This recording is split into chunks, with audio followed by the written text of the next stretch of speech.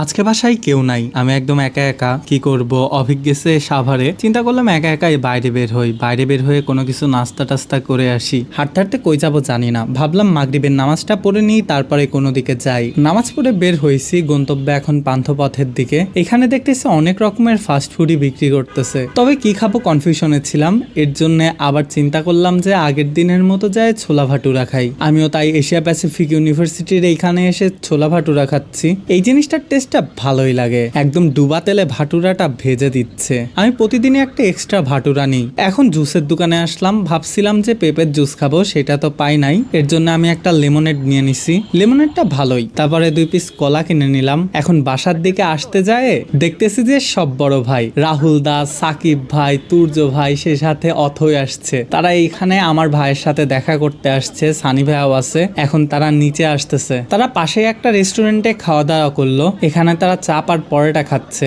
সবাই খুব ভালো একটা আড্ডা দিচ্ছে, শুক্রবারের দিন তো। এখন আড্ডা টাড্ডা দিয়ে আমরা বের হইছি। তুর্য ভাই বললো আইসক্রিম খাওয়াবে, আমাদেরকে একটা ম্যাঙ্গো আইসক্রিম কিনে দিল। আমরা সবাই আইসক্রিম খাইতে বসছি, তুর্য ভাই একদম খালি গায়ে বসে রইছে।